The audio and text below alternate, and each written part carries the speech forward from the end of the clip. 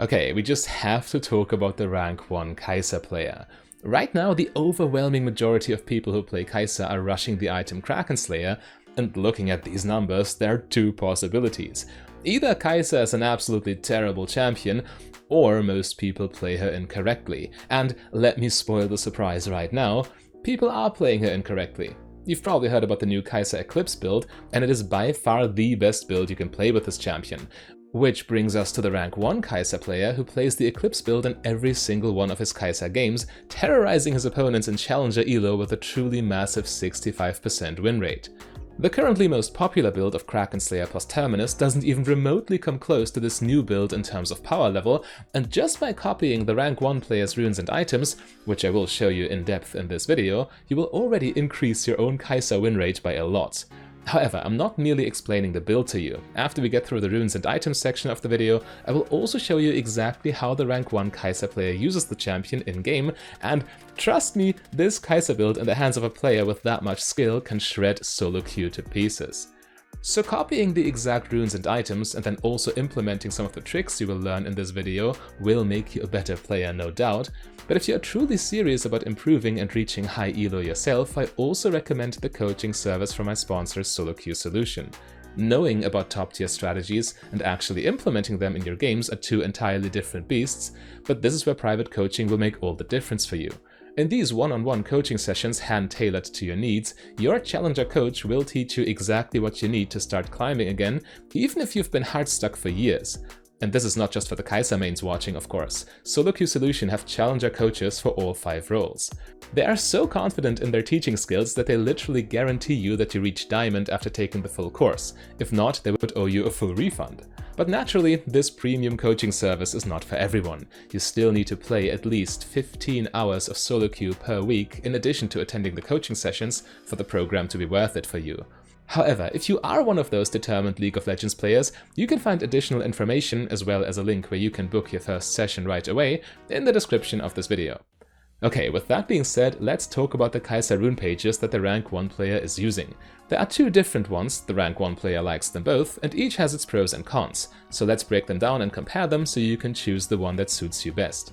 The first rune page is Hail of Blades, Taste of Blood, Eyeball Collection and Treasure Hunter with Biscuit Delivery and Magical Footwear secondary. This rune page is all about the early game. Hail of Blades gives you a lot of power in lane since you can quickly trigger your passive to full. 3 auto attacks plus a W hit is 5 stacks, which does trigger the execute damage. Additionally, the early game gets bolstered by Taste of Blood and Biscuit Delivery, allowing you to take more aggressive trades because you can heal the damage back off while also applying your Hail of Blades in these short bursty trades.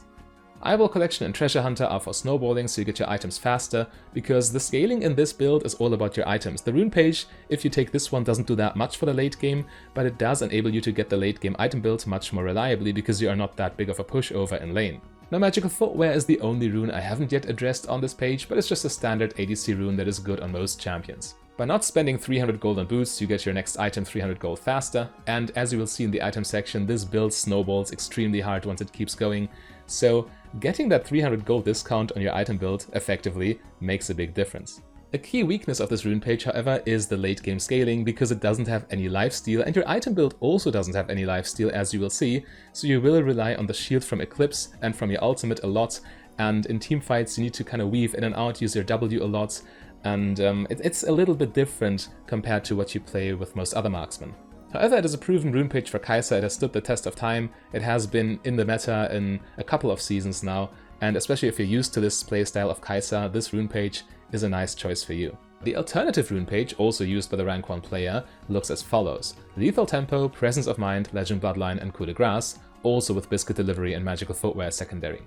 Now, instead of opting for early power with Hail of Blades, this rune page scales alongside the build. Lethal Tempo is phenomenal later on, and Legend Bloodline also good for the late game as it fixes your lifesteal issue. Yes, you get less early power and less snowballing potential, but it's safe and consistent and always does the job. And you could definitely always play either the first rune page or the second rune page in every single one of your Kai'Sa games and you will be just fine, but if you want to, you can also check out the description. There will be a link to the profile of the rank 1 player so you can see for yourself in which situations he plays the first rune page, in which situations he plays the second rune page, and then try to emulate that if you want to. But at the end of the day, I would say it's a thing of personal preference. In any case, let's talk about the item build now. The first item is always Eclipse, then you upgrade your boots to Berserker's Greaves as soon as you get them from your rune page, and then the next item finishing your core is Nashor's Tooth. For the late game, you then commit to full AP, going Shadow Flame, Crypt Bloom, and Zhonya's Hourglass. The idea of this core build is of course to evolve Kai'Sa's abilities as fast as possible. Just having Eclipse and Adoran's Blade in your inventory gives you Q evolve at level 8, which is a massive power spike. This is possible because Eclipse gives you so much AD, 70 attack damage on a single item, that's impossible to beat really. Eclipse also nicely goes with Kai'Sa's dueling, especially when you take the Hail of Blades rune page, you go in there, trigger Eclipse, trigger Hail of Blades fully, press W, go out again. The enemy can trade back against this, yes, but they will have to get through that shield first, and Kai'Sa will generally speaking outdamage any opponent who tries to contest that. With Berserker's Greaves and Nashor's Tooth, you also evolve your E, giving you that invisibility, which is especially crucial on the Lethal Tempo rune page. You want to kite in teamfights, you want to keep stacking Lethal Tempo, keep your stacks alive, and the invisibility with the dash will allow you to do that way more consistently. Now in Season 14, Nashor's Tooth by itself is unfortunately no longer enough to upgrade your W right away, but this is why you go into full AP afterwards. Having Nashor's Tooth with just an additional amplifying tome will give you the W evolve anyway, and this is where you can really start going ham. A lot of your damage will be magic damage in the late game, especially also with the Lethal Tempo rune page where you have Presence of Mind. You can just spam W left and right and pressure the enemy from a far distance. The combination of Shadow Flame and Crypt Bloom in the late game really takes your W to the next level, and your auto attack damage too really, because your passive and Nashor's Tooth also scale with AP and magic penetration. It is important to note here, by the way, that you max W second. Q first, W second, and 1 point in E will be enough, but you really want to make use of W spam in the mid and late game. The last item slot will be filled with Zhonya's Hourglass because it's just the most highest value item you can get on pretty much any squishy champion, and an AD carry who can buy this is just golden. Oh, sorry about that, no pun intended, no pun intended. Anyway, Zhonya's Hourglass a phenomenal item, and Kai'Sa, because she has the AP scalings in her passive and with Nashor's, she can afford to go this instead of what other AD carries have to do, which is buy Guardian Angel. The order of your late game items, by the way, is also not set in stone. You can get them in any order you seem fit. In some games, getting Zhonya's Hourglass immediately after Nashor's Tooth will be better because you need to deal with AD assassins, and I mean, it's just situational. You will know which item to get first, but the general gist is Shadow Flame after Nashor's Tooth is the highest damage, and then Crypt Bloom Zhonya's, or other way around. This will be the most common. Okay, so now that you know how the build works in theory, let's have a look at how the rank 1 player puts it to use.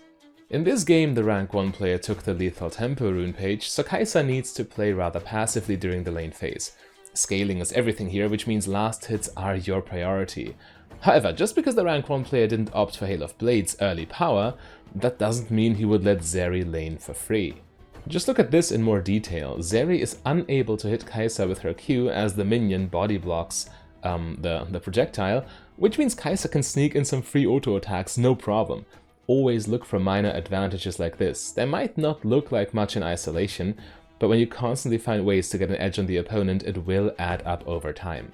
The key word here is calculated aggression. This player really knows the ins and outs of the champion, and it shows. Look at this situation for instance. Zeri goes aggressive when Maokai's Aftershock is on cooldown, but Kai'Sa doesn't allow the enemy to scare her away. She only retreats as far as she has to, while making sure to keep ramping up auto attack damage. Kai'Sa got Braum so low in fact that Maokai has an opening to flash engage on level 3, which easily would have set up a kill on anyone below challenger level. Let's be honest. Yet still, despite the enemy's reflexes being superb, they could have died nonetheless to Kai'Sa's W follow-up, a very narrow escape.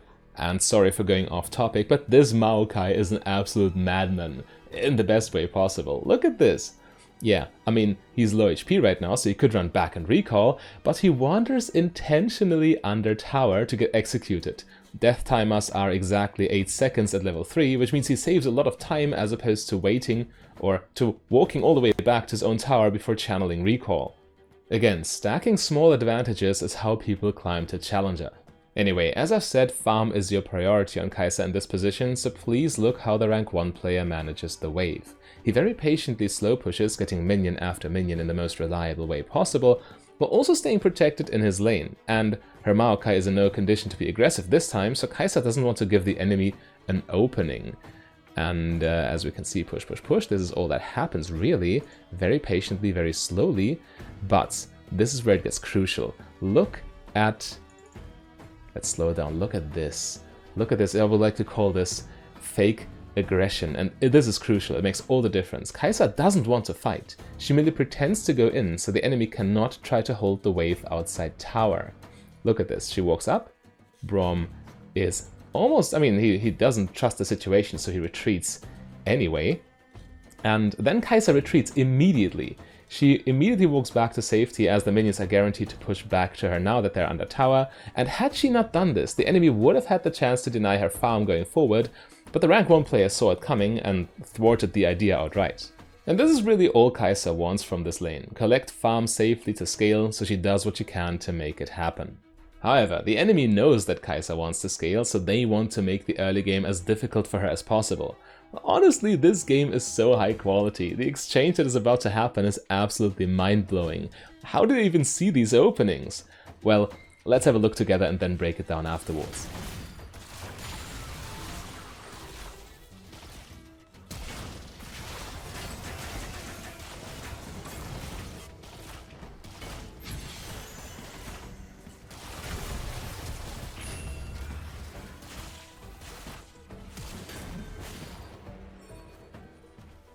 Kai'Sa ultimately drew the short end of the stick, but the layers and predictions in this sequence are absolutely insane.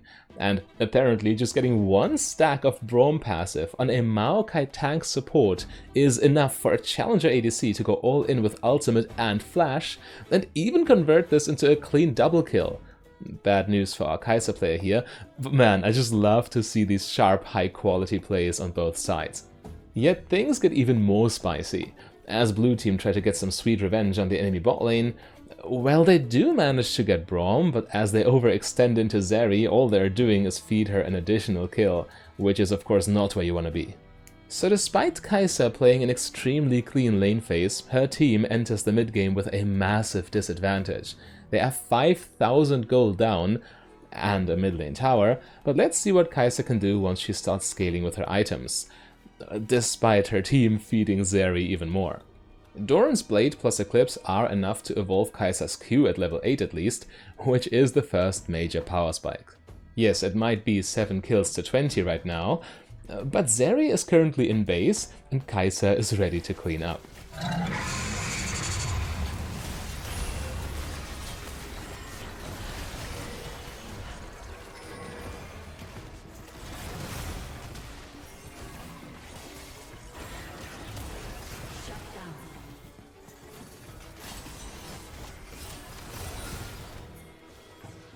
And the key here is honestly Kai'Sa's Q evolve. That isolated Q damage in particular really hurts. Evolving this ability is always the turning point in a game for Kai'Sa.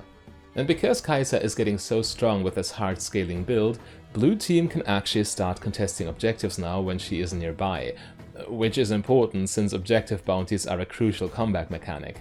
And please note, after the Herald is gone, blue team immediately runs. There's nothing to fight over, so all you can do there is die to the fed Zeri. But please, look at this game state real quick. The base in shambles with no enemy towers taken, and all enemies hyper-fed. However, give the rank 1 Kai'Sa player with this hard-scaling build an opening, and find out what happens. Well, unfortunately he is unable to escape K'Santa's assassination this time around, and goes down as a consequence. But now with Nash's Tooth and Amp Tome, all of his abilities are evolved.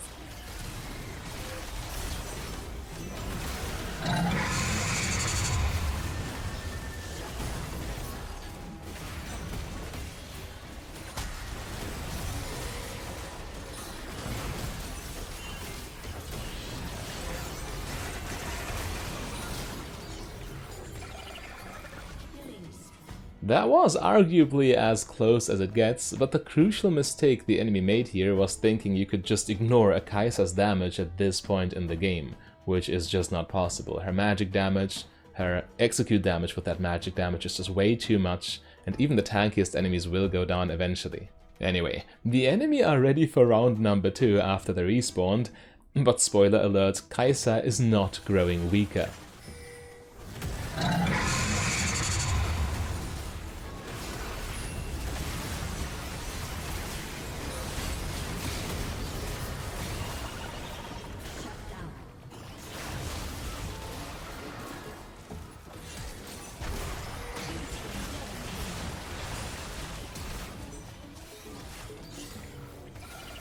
Of course, we were watching one of the best Kai'Sa players on the planet, but we also need to credit the build. Not every champion is even capable of turning a game like that around.